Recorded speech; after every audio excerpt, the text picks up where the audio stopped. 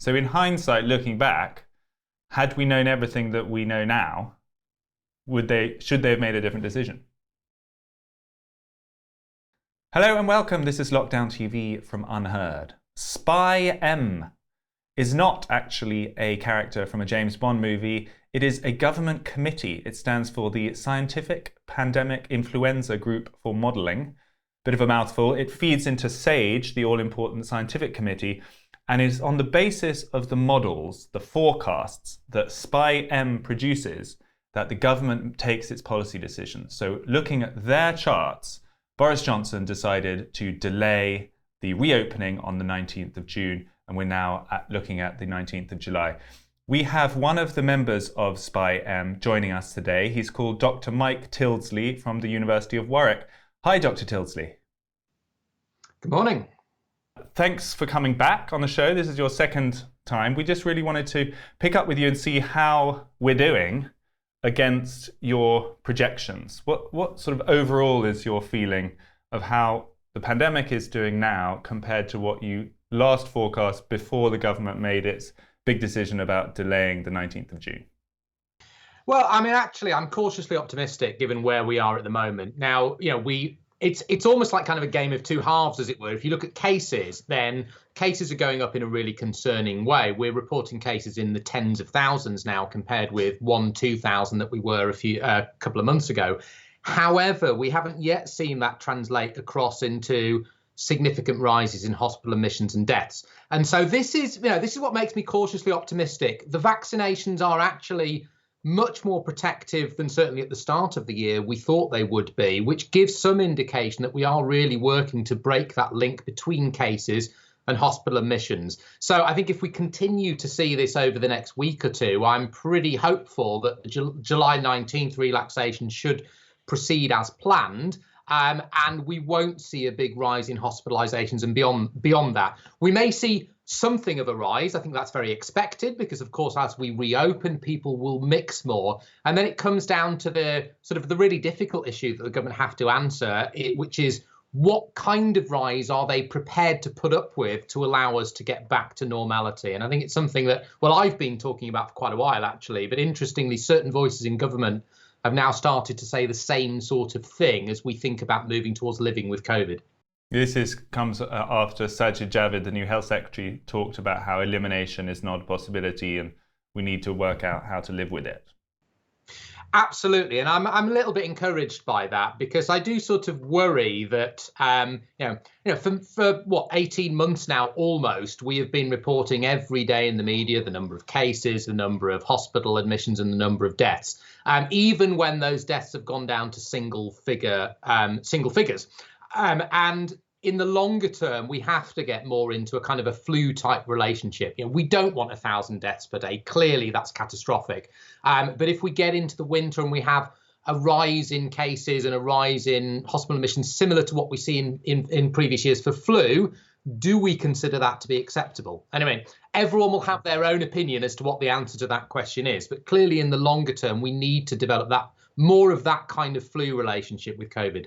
Do you agree with some backbenchers who are talking about the need to stop publishing the daily numbers, or at least stop broadcasting them, because it creates a kind of psychological effect? That's been talked about in recent days, that part of the journey back to normal will be to focus less on the numbers. I think ultimately we've got to do that. I think particularly with the deaths, as I said, I've talked in the media before about we don't say how many deaths there are every day from, say, cancer or from road accidents or all these other things. And actually, we're at the stage at the moment where the number of deaths are sort of in the tens, significantly lower than deaths from many other causes. And I think we need to put it into perspective.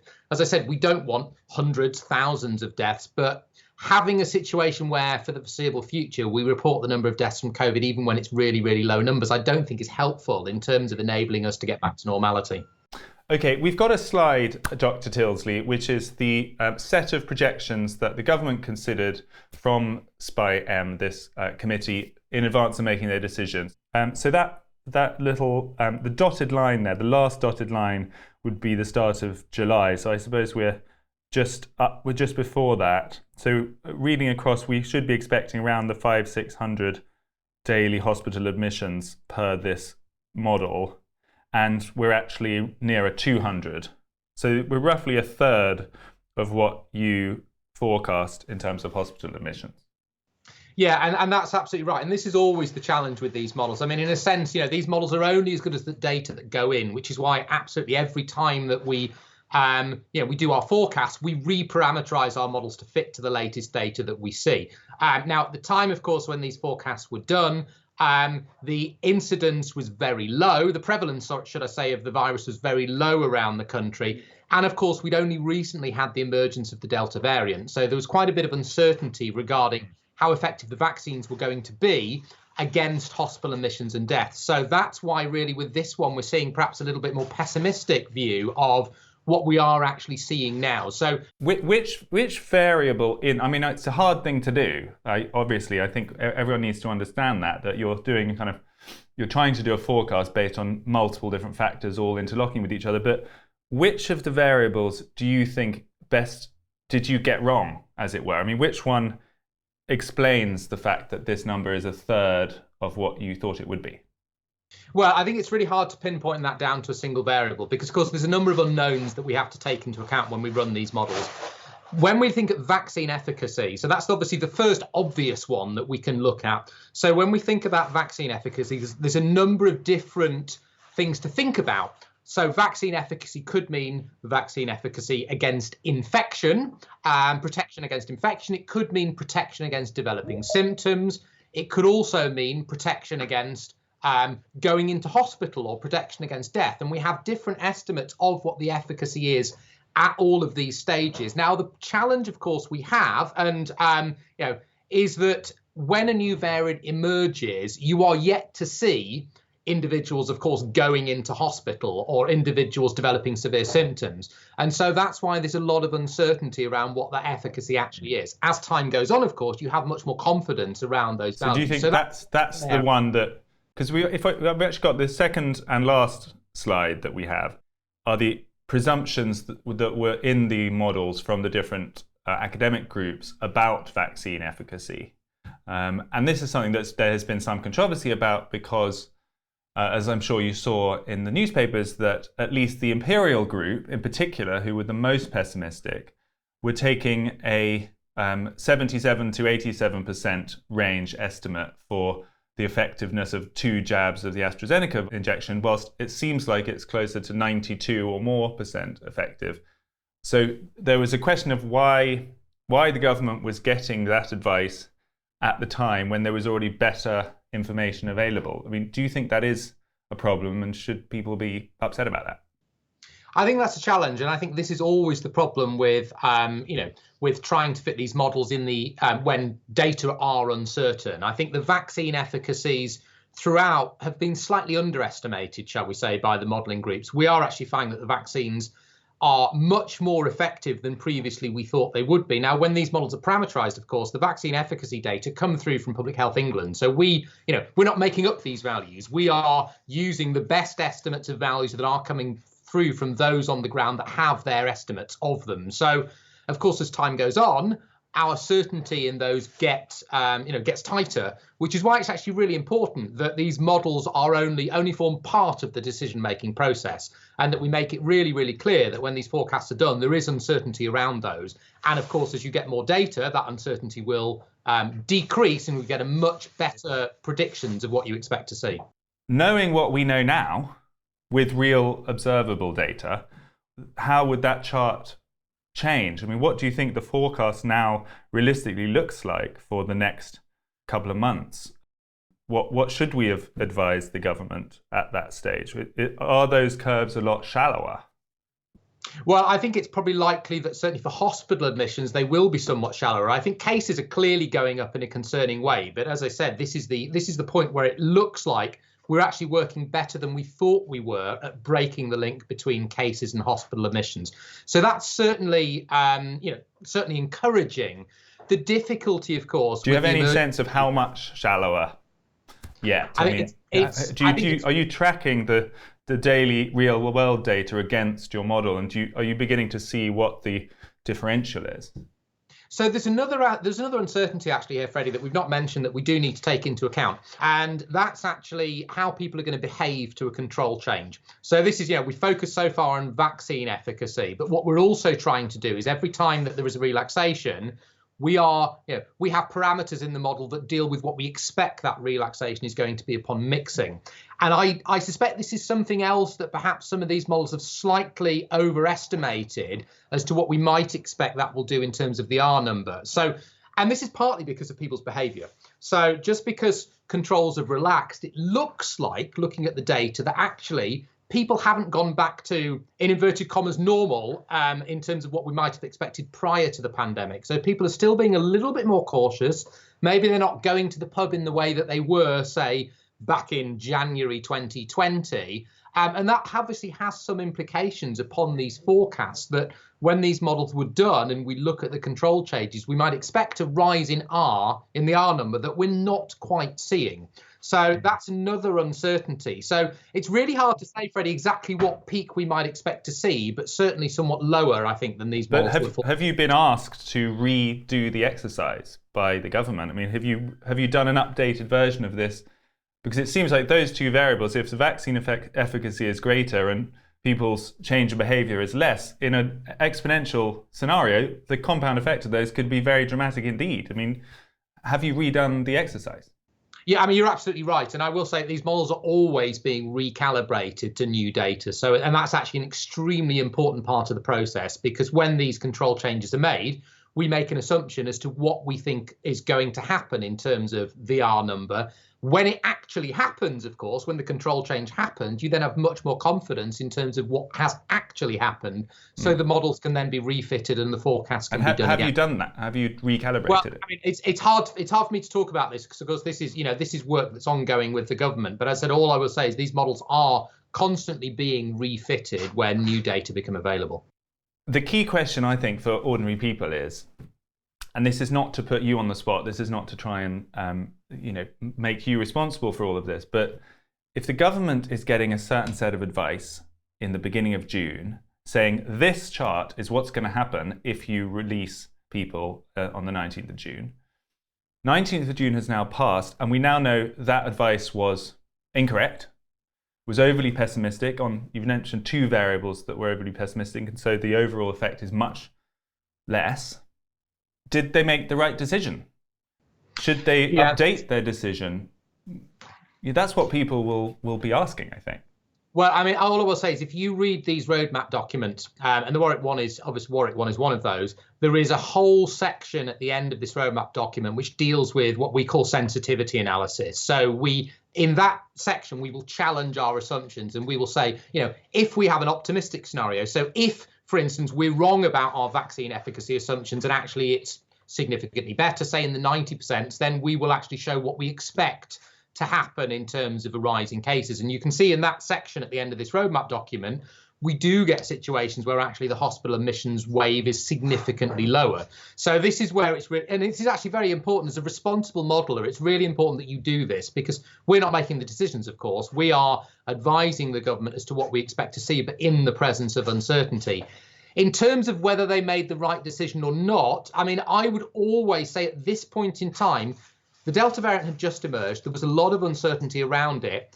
And some of the forecasts on the more pessimistic end did suggest there could be a significant wave over the summer. And I think I was always very much of the position of, we are not 100% confident that we're going to have a big wave, but there is still the possibility that that could happen. And so it made sense to slightly delay so that we had more information. And this was always how I was saying it in the media, that we don't know yet. There's a lot of uncertainty, and the extra 4-week delay will enable us to resolve that uncertainty. In hindsight, looking back, we can say that actually, yes, we're in a much better situation than we thought we were. But I think at the time that decision was made, we just didn't know. So in hindsight, looking back, had we known everything that we know now, should they have made a different decision?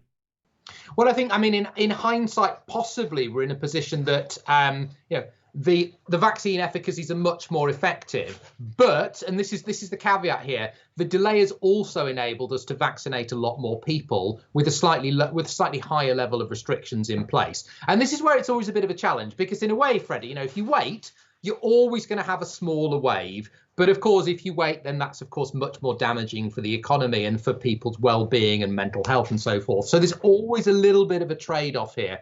The epidemiologist in me would always say it's slightly better to err on the side of caution, but I was always very adamant when I said this delay was in place, that it is really important that we get back to normal. And I think it's really important that we do get back to normal on the 19th of July. And the delay was probably necessary to allow us to resolve that uncertainty. Do you worry as a modeler that you're getting too much responsibility almost? Because, and I think part of what people sort of tear their hair out about is that we're making these enormously consequential government decisions that literally affect everybody's lives, hugely dramatically, based on complex speculative models with lots of variables that, as you say, can hugely change if one of those variables is slightly off. They are tilted towards the pessimistic. The government seems to take the most pessimistic of those and then a bit extra just for good measure. And then we never get revisions in the other direction. You know, the 19th of July, there was some talk that we'd open on the 5th. Given the better data, but of course that didn't happen. All these things put together, you know, they turn people into conspiracy theorists because they kind of think, well, it's a bit of a stitch up. We're always gonna, the modelers are going to produce some terrible scenario, and the government's going to jump on it. What do you think? You've sort of been asked to have too much responsibility here, and actually we should be relying less on modelers? I think it's really difficult because I've worked as an infectious disease modeler for nearly 20 years now, and I've always said that models should only form part of the decision-making process. Yeah, you also need health experts, economists, people from all these, social scientists, a huge range of different expertise to advise the government, because it's not just what the models are predicting, and there is uncertainty in those models. I think our responsibility is to make sure that we communicate what we expect from the models, but also communicate the uncertainty in those models. That's really, really crucial. I don't ever think it's it's helpful to go in the media and say, if we'd locked down 3 weeks earlier, we would have saved 100,000 lives or whatever. That's not productive, because at any one of those decisions, there's uncertainty around what we might expect to see. So I do worry a little bit that some of the too much of the responsibility has been put on modelers. And I also worry a little bit about some of the rhetoric among some members of the government who have always used the mantra, we're following the science, which almost seems like it's a little bit of a get out of jail free card. So I think it's very important that, yes, we are advisors, but we're not decision makers. And, the decision makers need to make a decision based upon a wealth of evidence that includes model results, but is not only take into account model results. Going back to the actual situation with COVID for a sec, you're happy that 19th of July can go ahead. There's nothing that you're feeding in from updated models that makes you worried about 19th of July. As far as you're concerned, we're good to go on that. I hope so. And I think the other advantage with that is it coincides with school holidays. We've seen some situations where cases are going up a little bit in school children, which actually is not that unexpected, because, of course, they're not vaccinated. So if you're going to see cases at the moment, you're likely to see them in younger people. Because schools are closing around that time as well, I think it's a real advantage for us to take that. Looking at the data, looking at hospital admissions and deaths, there's nothing at the moment that really worries me. And I think if we are going to get back to normal, we've really got to do it over the summer when the virus is less likely to transmit anyway. Otherwise, I think we're going to be in a situation where it's going to be really hard. So I'm hopeful that 19th of July does go ahead as planned. Even if it's less steep than you had forecast, you still think we're going into some sort of exit wave. Is that fair to say that during July and possibly into August, we will see a big rise in cases, and with it will be a rise, we don't yet know exactly how big, in hospitalizations and deaths? Is that still true? I think that is still true, but it's very much not going to be the situation we saw in October or the situation we saw in January, because of the fantastic progress of the vaccines and the efficacies of the vaccines. So I suspect there will be some wave of hospital admissions. They're creeping up a little bit, though actually, interestingly, in some of the areas like Bolton, actually hospital admissions are starting to turn down a little bit, which is promising. So yes, I think there will be a wave, but I'm becoming more optimistic that it's not going to be anything like the same scale we saw in January. Here's the thing I can't get my head around, that the UK has almost no vaccine hesitancy compared to other countries. I mean, we're getting take-up rates in the mid-90s. We've got plenty of vaccine, we have an efficient program, and 86% of adults have been vaccinated. And despite all of those things, we're still looking at a summer exit wave that is worth worrying about. If we're in this position and we've still got worrying waves to come, what on earth are all the other countries going to do? Over the channel in France, vaccine take-up is in the 50s rather than the 90s. If the Delta variant is this transmissible, is it now inevitable that it just sweeps across Europe and they're going to have a much harder time of it in the coming months than we are? This actually really worries me. I think this is the biggest challenge that I think we have. Actually, we're doing pretty well in terms of getting back to domestic freedom, as it were, is looking really possible over the next few weeks. Internationally, it's a much more bleak picture. And I think we really need to do something. It's not just Europe, of course. I think we need to do something to try to support lower and middle income countries in terms of getting vaccines out to them. Because I think if we want to get back to international freedom, we need to start to think about this more as a global problem, supporting countries with their vaccination program. Hesitancy in certain countries in Europe is a real worry because, of course, if they start to relax and vaccine uptake is really low, then you're absolutely right. They're going to see a wave. And actually, their wave is likely to be not just a wave in cases that we're seeing, but potentially a wave of hospital admissions and deaths as well, which is a big worry. So actually, in some way, we're sort of ahead of the curve here in the UK because we had more of the Delta variant earlier. But it's almost inevitable then, is it, that we're in this coming autumn or the coming months, things are going to get bad again across Europe and the wider world? I think it's very possible. I think this is the one thing that really with the UK, we're always very eager to criticise government decision making in the UK. And there are many things that you and I could both say should have been done better. But actually, the vaccination campaign has been immense. And I think the way that it's been rolled out and the uptake across all age groups has been fantastic. So I think hopefully we are going to see that as we get back to normal, the benefits of that vaccination programme are going to be really clear. In other countries, it's less so. And I only hope that over the coming month or two, we start to get higher levels of uptake in Europe. Otherwise, we probably are going to see a bigger wave of Delta across many countries in Europe as we move into the autumn. Sounds gloomy, Dr. Tilsley, but thanks for giving us your view on that. No problem at all. That was Dr. Mike Tilsley of the University of Warwick. He is a member of SPI-M, the modelling committee that feeds into government. And I was asking him there about some of his forecasts, and he was very clear that we are looking at a much better situation than he had feared at the start of June. And he came close to saying, I think, that had they known then what they know now, he would have recommended a different decision by the government on opening up. But we are where we are. The final little moment there I thought was a little bit more concerning, where quite clearly this new variant is highly transmissible. And however far advanced our vaccination program is here in the UK, it looks like there's going to be troubling times ahead across Europe and the wider world. Thanks for tuning in. This was Lockdown TV.